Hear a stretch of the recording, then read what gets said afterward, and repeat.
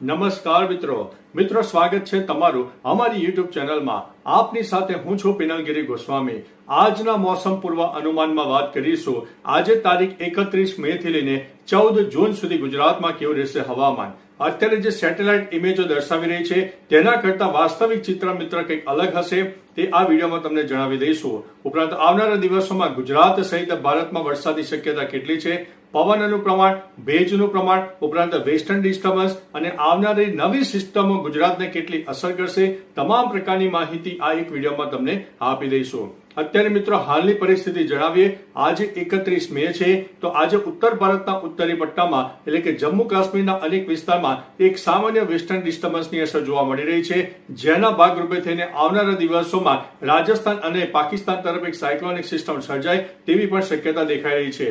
બીજી તરફ મિત્રો અરબી સમુદ્રમાં કેરળ તરફનો જે દરિયાઈ પટ્ટી વિસ્તાર છે તેમાં પણ એક સાયક્લોનિક સિસ્ટમ સર્જાય તેવી શક્યતા છે અને બંગાળની ખાડીમાં પણ એક લો પ્રેશર સિસ્ટમ સર્જાય તેવી શક્યતા છે। એટલે આ ત્રણેય સિસ્ટમોના ભાગરૂપે થઈને ગુજરાતમાં એક ભેજનું પ્રમાણ સર્જાશે, લો ક્લાઉડ ફોર્મેશન સર્જાશે અને ગુજરાતના અનેક વિસ્તારમાં છૂટોછવાયો વરસાદ થઈ શકે છે। આગામી 3 દિવસની વાત કરીએ તો 31 મે, 1 જૂન, 2 જૂન અને 3 જૂનની પણ વાત કરી દઈએ તો સાબરકાંઠા, અરવલ્લી, મહીસાગર, દાહોદ, પંચમહાલ, ખેડા, આણંદ, વડોદરા, છોટાઉદેપુર, ભરૂચ, નર્મદા, સુરત, તાપી, ડાંગ, નવસારી, વલસાડ ઉપરાંત અમરેલી, ભાવનગર, ગીર સોમનાથના કોઈ વિસ્તારમાં છૂટોછવાયો વરસાદ થઈ શકે છે।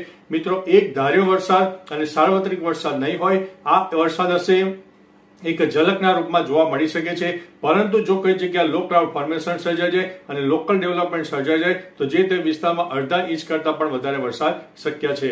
એટલે મિત્રો આગામી 3 થી 4 દિવસ હજુ પણ ગુજરાતમાં વરસાદની શક્યતા છે।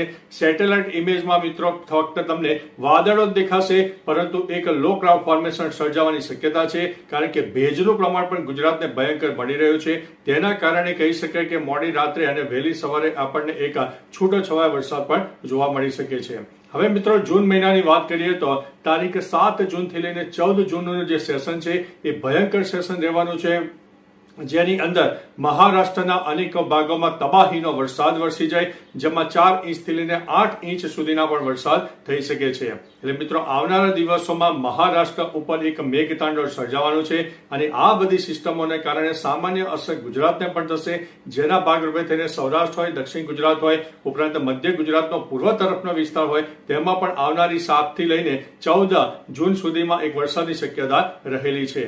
એકંદરે મિત્રો હવે જ્યારે ચોમાસાનું ધીમે ધીમે આગમન થવાનું છે, મહારાષ્ટ્ર સુધી તો ચોમાસાએ આગમન કરી દીધું છે।